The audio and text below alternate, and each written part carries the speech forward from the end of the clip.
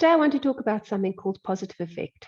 And this is so important for every single person, whether you're a little child in school, whether you're a parent, whether you are looking at something in your career, if we're looking at something in terms of your personal goals or recreational goals, something that you want to achieve. Every single person has to be able to experience positive affect. So what does that mean? It means as we begin to work with people in the work that we do, we genuinely want to know that people can experience positive emotions.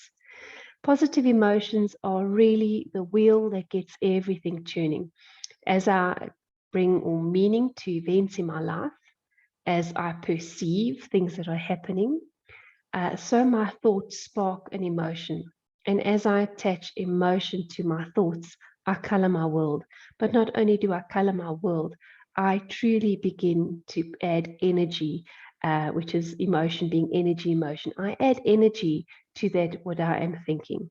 So, of course, when I bring negative energy to something that I'm thinking, so, we have this chemistry that begins to happen in the body.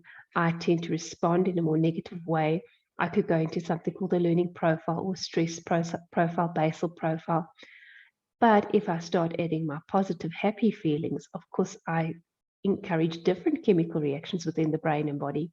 I start moving towards the goal. I start planning. I start participating. I feel motivated. I feel inspired. I've spoken about this before in one of my lives, but it's so interesting when we are working in this way.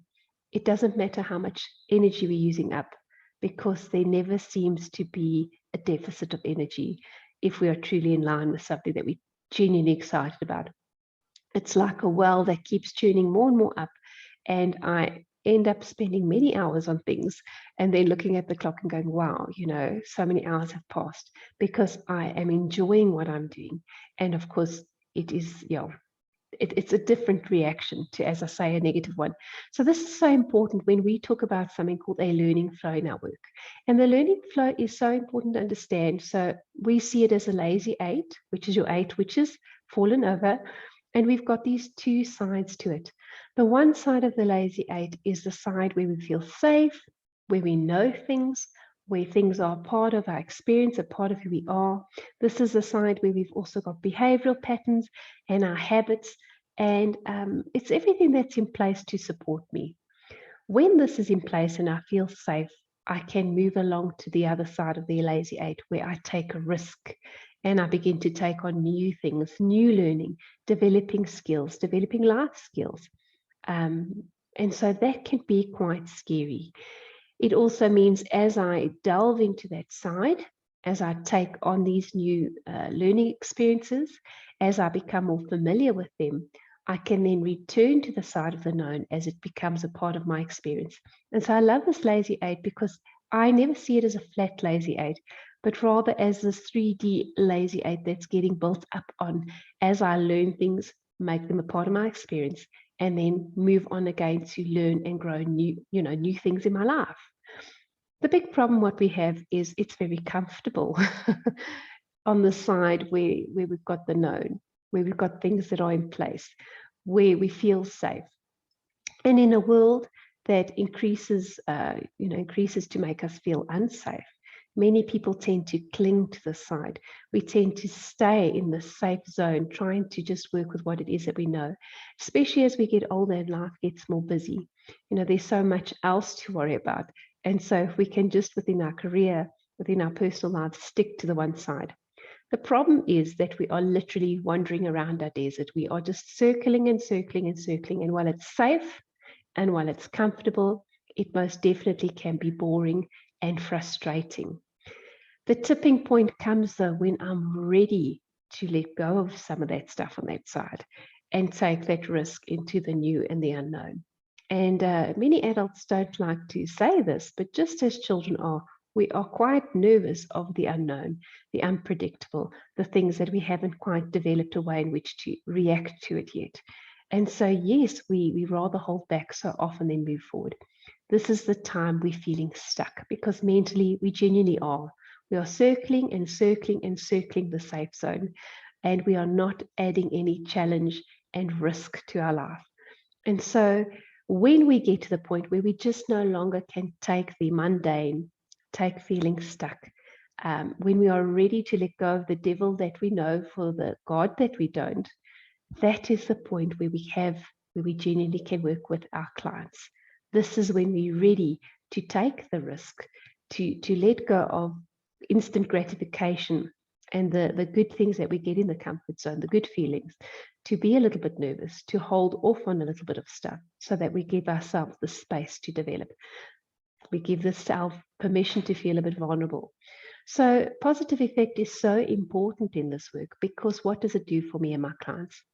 When I'm able to connect positive feelings to a goal that I want to achieve, I can begin to envision myself in that space and add the emotion, the energy emotion to that picture in my mind. I can bring around about feelings of peace and connect it to that vision that I have, happiness, connecting it to that vision, joy, satisfaction, contentment. And so as we link these emotions to this vision that we have, we encourage ourselves and motivate ourselves to take this risk so that we can move towards this goal. And so people who cannot, because of trauma or because of anything else, but people who cannot experience these emotions yet, cannot connect them or begin to connect them with these goals that they want to envision for themselves. And it's not a problem. In our work, we can obviously work with you no matter where you are in this learning curve.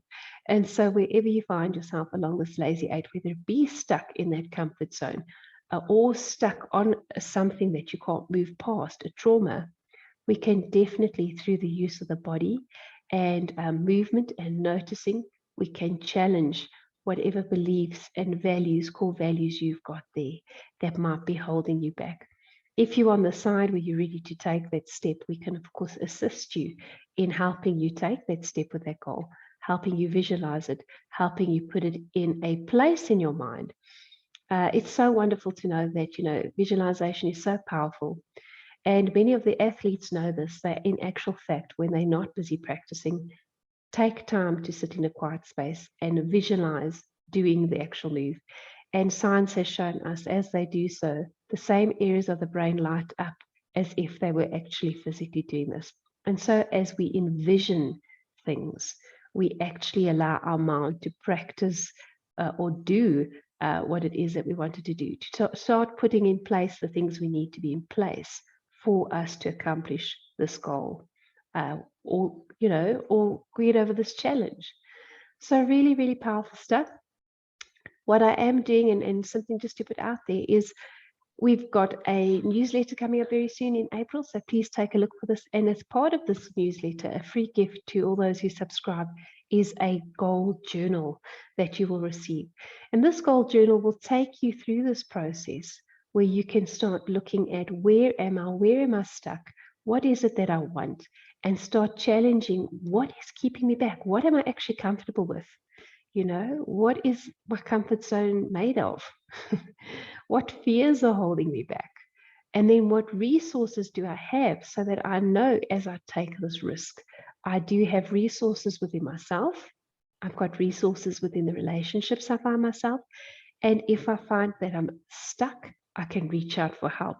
And so I can take this risk because it's a calculated risk and not just this random impulsive thing that might flop. So if that excites you, please look out for that newsletter and subscribe, and then you too can go through this process. But other than that, in your day-to-day, I think just try this a bit. If you're having a hard time, even if you need a bit of a break, take a bit of a time out, go get a bit of a coffee if you're allowed to have a coffee break, and visualize you achieving the goal, whether it be to complete a certain spreadsheet or to get something handed in. And envision the feeling, add that emotion, the energy emotion, that positive feeling of how it's going to feel when I do so, and experience that for yourself and find, see how it works, see if it's something that you'd like to incorporate in your day.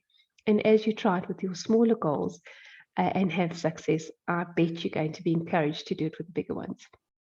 So here's something incredibly powerful, something incredibly little in terms of the grander scheme of things, and something that we all have access to. So use your emotions. These are your personal resources. Use your thoughts. Use them to work for you. Steer them in the direction that you want to be heading, and make sure that your mind and your heart are on the same ship, rowing together in the same direction. And have a lovely day. We'll chat again soon.